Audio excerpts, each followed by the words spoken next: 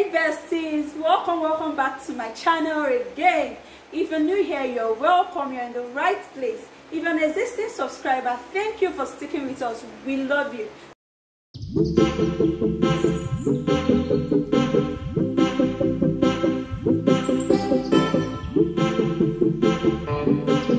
Today we'll be speaking on a very interesting topic, which is expectations in marriage versus reality.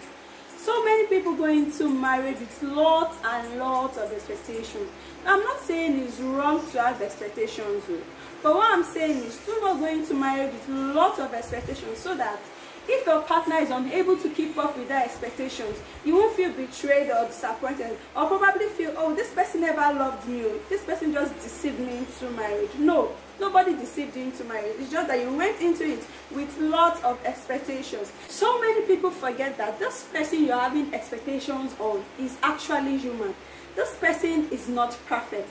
This person has tendency of making mistakes. So I have so much expectations on this person. Most times I tell people, when you're going into marriage, go into marriage with the expectations that I'm going into this marriage to learn. I'm going into this marriage to actually know this person better. Oh, you might say, oh, I've dated this person for 6 years, 10 years. I know the person. There's nothing you can tell me about this person. That's a big lie. When you're dating, people tend to show you what you want to see, not actually what or who they are. It's when you're already in the marriage, you now tend to see, oh, this person was naturally not like this. Oh, this person changed. In marriage, you learn, you unlearn, and you relearn. So today we have a special guest with us. This person, she's my senior in this marriage thing. She has been married for 4 years. So today she's here to give us some words of wisdom. So please introduce yourself. Hi guys, my name is Tobilola Peters. I'm a vlogger, a vendor, and I'm an interior specialist. I'm a mom and a wife, of course. So, of course, I'm here to discuss on this topic, and I hope you guys enjoy your time with us. So as I've said earlier, we'll be discussing expectations in marriage versus reality. So going into marriage, I had some expectations which I'll be sharing with you guys today. My first expectation is in the aspect of prayer.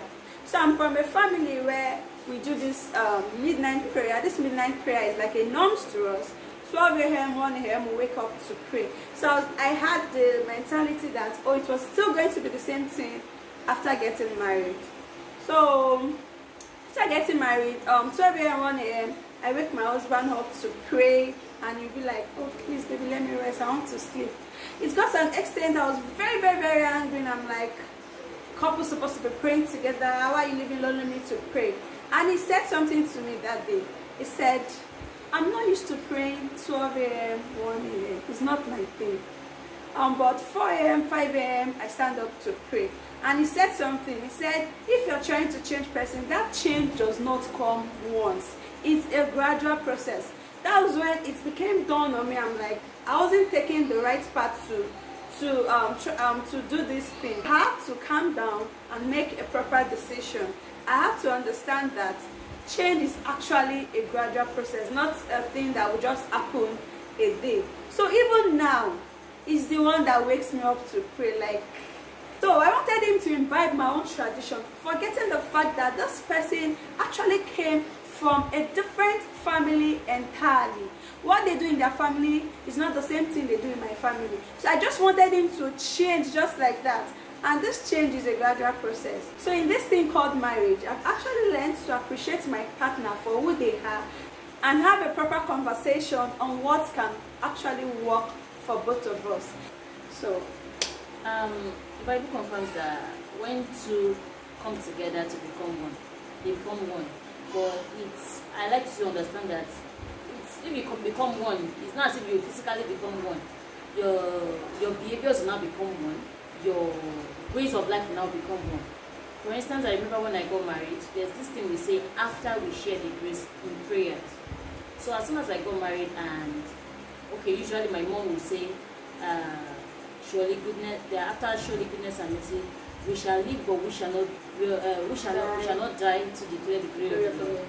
And after my husband and I finished praying, I was saying that, and it was like, what are you chanting? And I did not chant, oh. This is what we say in our family. And as soon as I said that, he said, see, I won't be working with what you guys do in your family, and I won't be working with what we did in my own family.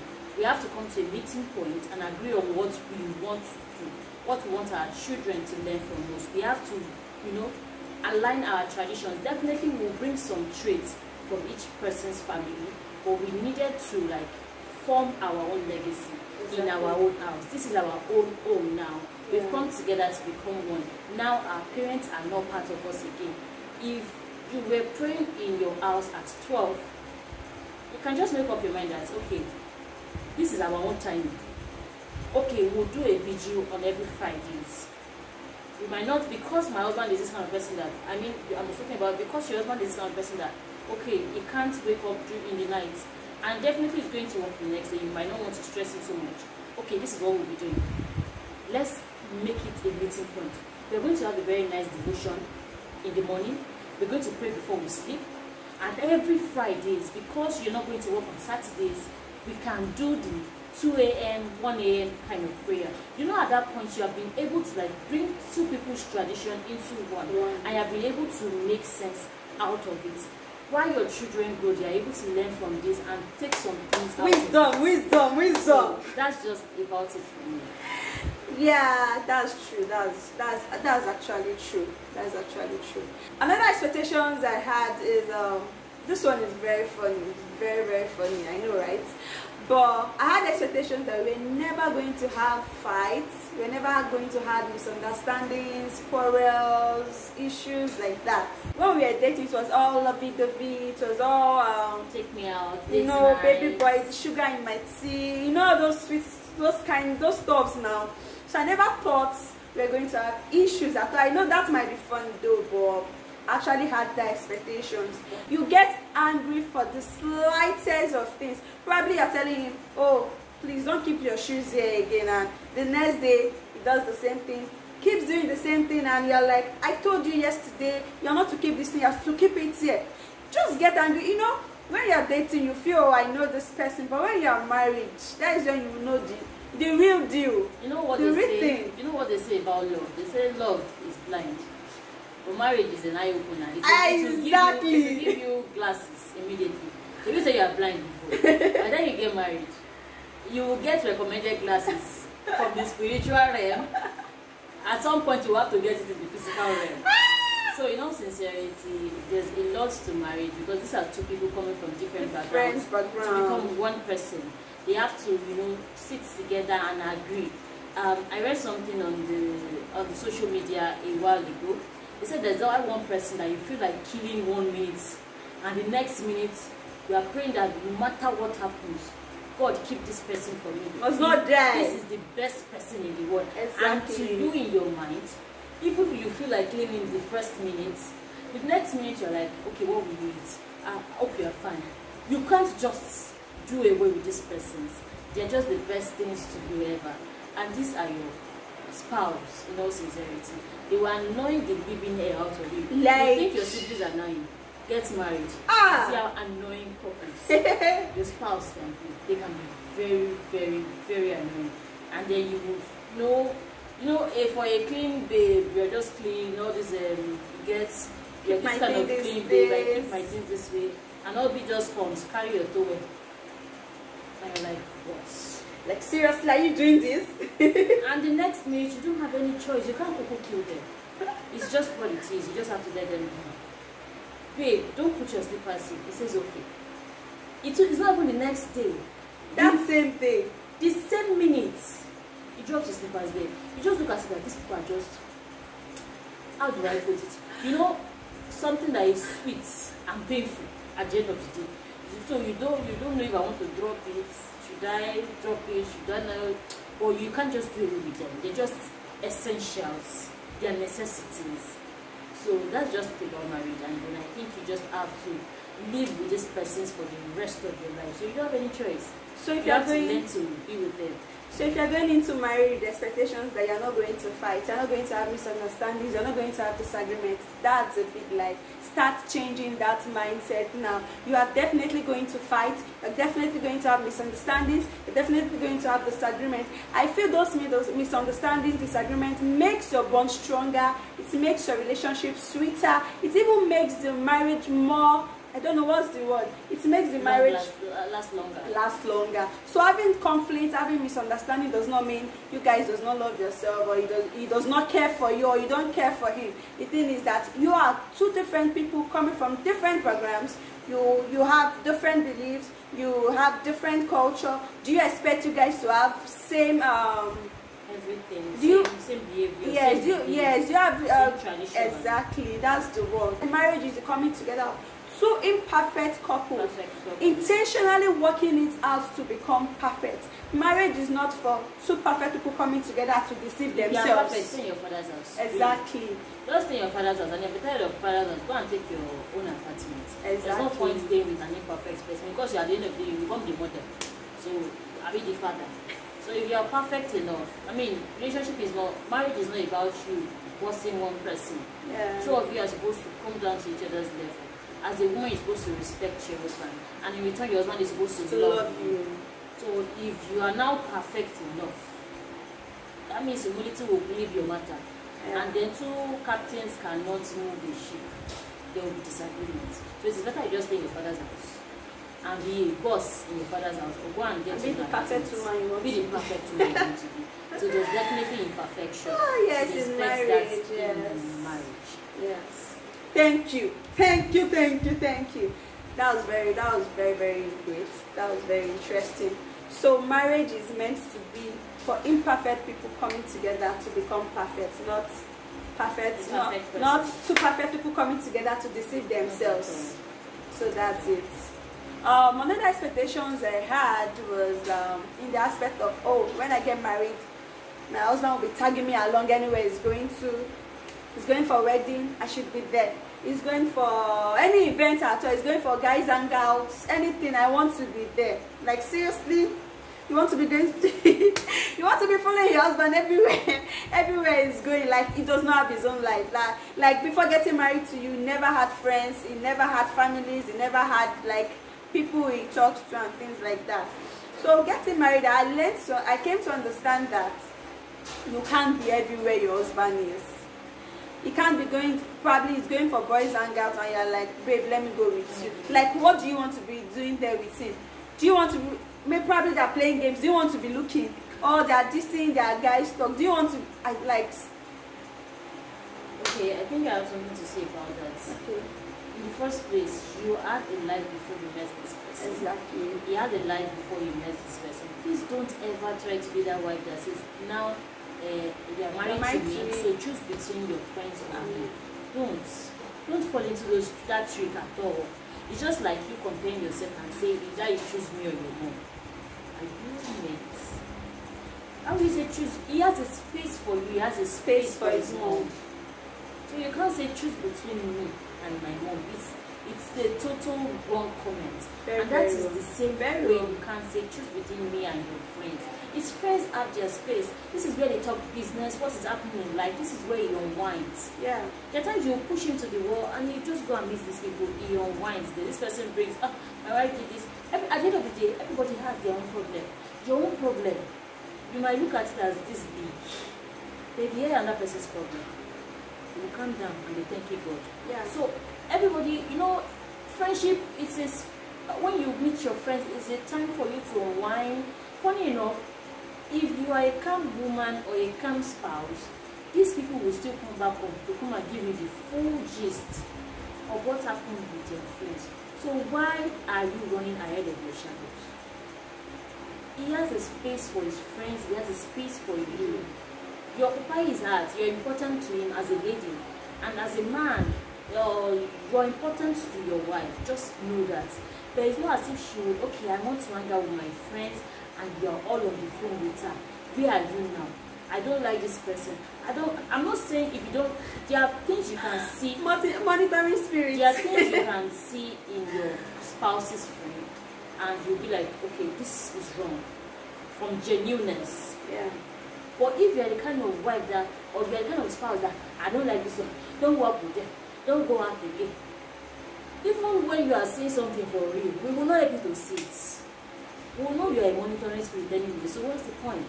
We won't see it genuinely. But these people have, as I was saying before, these people have a life before meeting you. Exactly. You can't say they should totally live their life. Their friends, because they are married to you. And say it's only you. God forbid. It's marriage and not bondage. Like that's the word. If they came to the marriage, they got married to you. They are staying with you. They're not living for. They are not living for you. They're not living their life for you. They have a life. Marriage is an aspect of their life. Yeah. For instance, for me, marriage is part of my life. I have other friends. I have my business that my husband is not into. I'm an air vendor, so whenever I'm talking air, it's like, he's off. He doesn't understand shit. So am I supposed to now, because I have gotten married now, I will push him. You must be doing this hair business with me. Because we are now one. Our business is one. My sister, shine your eye. And let us with Be calming down. Be calming down. Be calming down. Life is and not at the end hard of like the day, that. I see a lot of this is even, I'm just going to be straight a bit. Life happens sometimes. But by the time you make your spouse the, how do I put it now? The overseer of all, you have made your life, you have surrounded your life around your spouse in you. God forbid, what if the marriage breaks? Where do you want to start from? What do you want to pick yourself from? I'm not praying that anybody's marriage should break, but let us be realistic. In some ways, some marriages, some relationships don't end up working. This is a topic for another day, because there are red lights you see before you even get to that point. I was talking to a friend one time, and I'm a very much close believer of God, and she said something. She said she had another friend, and they had been praying, you know, as friends, they've been praying together and looking unto God for their spouse, their life partner. And this particular person, she had so much red lights. The person she was dating was the kind of person that I would say sits down there, and she dares not stand up. Wow. So they went ahead to go to, as in they went ahead to pray about it individually. Then they went to churches, they went to different pastors, and they prayed about these things. I am not saying pastors have the final say. You should be able to pray to God by yourself and know what God is telling you. Wants for you. But for this kind of person that the boy will tell her, sit there, and she dares not stand up. And okay, they finally took the step to, okay, because some of us went to the pastors, we seek elderly advices before we got married. So they finally went to an elderly person or a pastor, somebody in the place, to pray for them. And the person told them that this guy you are talking in question is not your husband. What's the long story short? The guy has given birth to him. If this kind of marriage in the nearest future should break, I won't be surprised. Exactly. Because the red flags there are so many red flags. Yeah. Marriage is not about you commanding one person. It is about you. It's a mutual agreement. It's a mutual agreement. As a woman, respects her husband. The husband owes her to love her back. Yeah. So if the husband is not even giving you respect nor love from the beginning, it now says it breaks in the... I know I'm deviating, but I'm just trying to explain some other things to us. You now say it breaks in between. You now say God, why? God did not do anything. You just refuse to acknowledge the red flags. If you like, at the point of breakup, you should monitor you. What won't work, you will not work. So take it or leave it. That is why I'm saying, live a life for yourself. As a woman, don't be lazy enough to say, my husband, I want to buy pants for my husband. I want to buy, have a life for yourself. That's what I want to say. Wisdom! We should be inviting this lady here all the time to give us some words of wisdom all the time, right? We've come to the end of this video. In a nutshell, what we've been trying to say is expectations in marriages has made so many people compare their marriage to other people's marriage, not knowing what those people are facing in their own marriages. So what we are trying to say is, do not go into marriage with lots of expectations, so that when those expectations are not met, you won't be too shocked. Thank you for staying around. Thank you for watching this video to the end. Kindly subscribe, share, comment. If you've also had so much expectations in marriage, please let's know in the comment sections. Let's know your expectations and the reality you are facing right now. Please let's know in the comment section. Thank you for watching. Do well to like, subscribe and comment. We'll see you again in our next video. Bye.